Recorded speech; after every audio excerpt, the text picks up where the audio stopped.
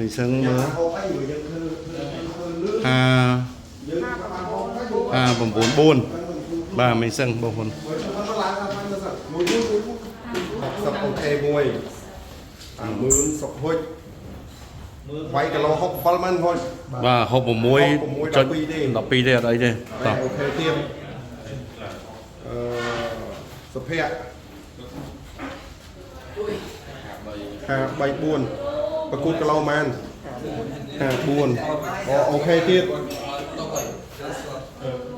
thì vài cái lô hộp và công hơn ba là ham buồn đấy bông bông ơi bà bông bông có khởi cái ba video này mấy bông bông bà hay giờ cất tháng cái là cô có thằng lô rồi hay còn tay chắc sẽ cứ nơi đi bông bông mà các bạn bông này còn là nhôm đã chun bông bông mà sầm đẹp kha cái hà ta xa thằng lô xa mưa sớm đó là bông bông mà thằng lô vẫn có nó cứ to man thằng gì nè dương thua tầm nào chập đào thua tầm nào làng tư đam mê từ đó chọn tìm pram và bông mặt nạ cứ đằng nom to cho mùi đằng ai đom hay khôn và cứ một bà protaka cái hà đặc khích bà boxing bà World Cup nơi năm pi pom hay pram nơiประเทศไทยយើងនេះហើយការសាកគីឡូមិញនេះបងប្អូនមកតាមខ្ញុំថតរូបភាពនោះហើយវីដេអូមានពេញទាំងអស់នៅក្នុងសម្រាប់វីដេអូមួយនេះបាទសម្រាប់គីឡូបាទកីឡាករកីឡាការិនីរបស់យើងនោះគឺថ្លឹងគីឡូគឺល្អមែនទែនបងប្អូនបាទលើសតែបាទកីឡាករបាទនៅបានថងមួយទេបងប្អូនលើសតែមួយខំទេអញ្ចឹងគ្រាន់តែនោមមកផ្លែទឹកអស់ឲ្យបងប្អូនចង់ដឹងថាការថ្លឹងគីឡូសានេះបាទកីឡាកររូបណាខ្លះដែលគាត់ធ្វើគីឡូបានល្អជាងគេបងប្អូនមកទស្សនាវីដេអូពេញទាំងអស់គ្នាបងប្អូនកុំភ្លេចជួយ share វីដេអូនេះម្នាក់មួយផងជាពិសេសក៏សូមជូនពរកីឡាករទាំងអស់បាទសូមឲ្យទទួលបានការជោគជ័យហើយយើងនឹងធ្វើការប្រកួតនៅថ្ងៃទី9ដល់ថ្ងៃទី11គឺយើងបញ្ចប់តែម្ដងអញ្ចឹងបងប្អូនទស្សនាវីដេអូបន្តទៀតថាការថ្លឹងគីឡូបាទរបស់ពួកគាត់មានកីឡាការិនីនិងកីឡាកររបស់យើងបាទទៅជាបែបណាតើបងប្អូនទស្សនាវីដេអូពេញទាំងអស់គ្នាជួយ share វីដេអូនេះម្នាក់មួយផងបងប្អូន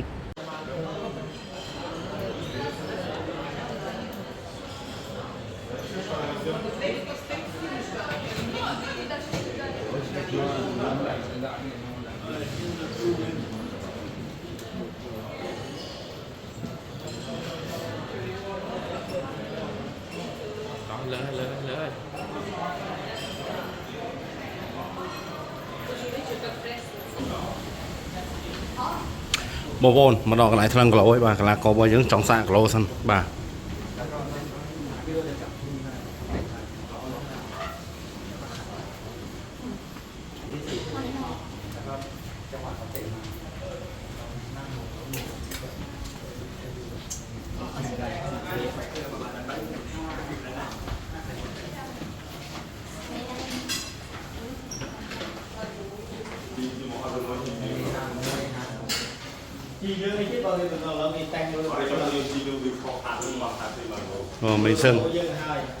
mình sân nữa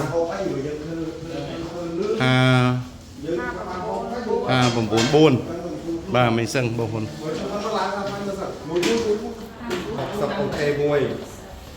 mướn sập hôi quay cái lô hộp palman thôi và hộp một muối cho đọc pi đây ở đây đây ok tiêm sập hẹ bay buồn và cút cái lô man buồn ok tiêm thì vài cái lô hộp và công hơn ba là ham buồn đây ok tiêm ba là ham bồng vốn đấy ok món mơi vài hà buồn ban là hà bay cái lá tê ok hoàn thong vay man hà bồng pơ môi hà bồng pơ môi mà kham tê đó nôm chơi lên đâyสวัสดีครับสวัสดีครับvay kilo man học bay là ba là học bay đây ok học bay đây rồi ok chăm rót tận na vài kilo man hà muối ba là hà sao ok ô em ba còn lố nhanh mới này ok muối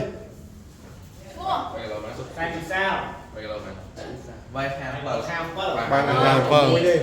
ok tiếp này sầm nang nịa vay kilo man hộp sập ba là hà bồng vốn đi ok bồng vốn ba kilo mà từ pin mới đấy pin vay kilo man vay kilo man 56 ឯអូអាយ៉ា មកឈរចិត្តគ្នាមួយ មកចូលចិត្តគ្នាមក lâu ăn không từ nôn chay hát của vậy ក្រុមវិញមានអីទេមកខាំហ្នឹង បាទ đi lâu còn bây giờ បងមិញមានការព្រួយប្រងផ្លាសម្រាប់កីឡាកររបស់យើងដែលគាត់ថ្លឹងគីឡូ lùng đắp cuốn lùng đắp chân mình ca không thôi chân dương mà rong gì kia lưng lỗ này cuốn đắp lưng lỗ thì dương thì ao chanh ដល់ចាញ់មកមុនចេះបងប្អូនយើងគាត់ស៊ូដែរគាត់ថាថ្លឹងគីឡូថ្ងៃហ្នឹងវាយស្អែកតែចុះថ្ងៃស្អែកប្រគួតចាប់ថ្លឹងគីឡូទៀតអត់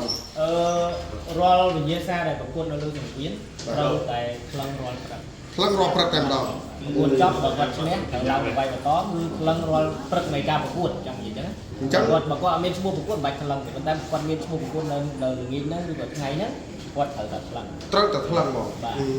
ចុះបើគាត់លើក លើកចាញ់ លើកចាញ់យកមក អត់មានអាចតវាយបានទេលើមកខាំក៏ចាញ់ដែរ អត់ឲ្យយើងធ្វើគីឡូទេ អត់ទេអើយបើសិនយើងដឹងតែ មកពេល អូយើងធ្វើមុនមក ព្រោះពេលក្លឹងគេឲ្យយើងពីមក បាទ បងមិញលឺបងបង្ហើបមិញថាបើសិនជាព្រឹត្តិការណ៍នេះបាទកីឡាករនេះយើងមិនបានប្រកួតទេលើក្រោយអត់មានឈ្មោះប្រកួតទៀតទេឬក៏យ៉ាងណាដែរបង និយាយទៅរាល់ព្រឹត្តិការណ៍មួយគេចង់បានកីឡាករតែមានគ្រប់ប្រភេទទៅប្រកួតអញ្ចឹងហើយយើងអាស្រ័យលើវិញ្ញាសាដែលគេដាក់មកអញ្ចឹងរាល់កីឡាករបើគាត់ណាគាត់ប្រកួតលើកនេះមានស្ថិតិល្អពេលក្រោយទៅគេនឹងរក្សាឈ្មោះគាត់ទៅទៀតអញ្ចឹងគេតាមដានអញ្ចឹងបាទឈ្មោះកីឡាករទាំងអស់ទៅចុះទៅក្នុង system អូ រាល់ប្រភេទគីឡូរាល់អីមួយគឺនៅក្នុង system បាទមួយទៀតបងចេះកីឡាករនេះយើងដំបូងដូចជា10រូបទេឥឡូវឡើងដល់ប្រហែលហ្នឹងចំនួនប្រកាសជាក់លាក់មក ដោយសារតែយើងត្រូវផលិតនៅក្នុង system មួយគេយើង check in មួយទៀតបាទយើងដឹងអាចទៅសៀលបន្តិចបើយើងដឹងថាចំនួនជាក់លាក់ដែលប្រកួតហ្នឹងនឹងបានចំនួន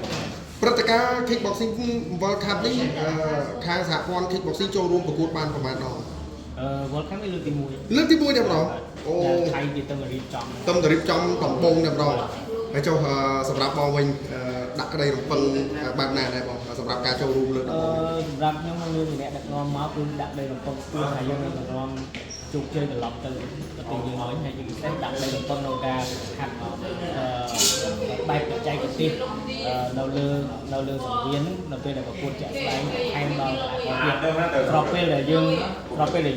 ចប់នេះគេមានសិល្បៈមួយហើយពេលហ្នឹងគឺសិល្បៈហ្នឹងគឺគ្រូបង្វឹកជាអ្នកទៅធ្វើអញ្ចឹងពេលចប់ពីហ្នឹងមកគឺគ្រូបង្វឹកគាត់នឹងមកប្រាប់បន្ថែមថាព្រឹត្តិការណ៍នេះគេសម្បត្តិខ្លួនទៅអីហាមអីដែលវាមិនសូវខុសគ្នាប្រហែលទេប៉ុន្តែវាមានវគ្គគេហៅវគ្គ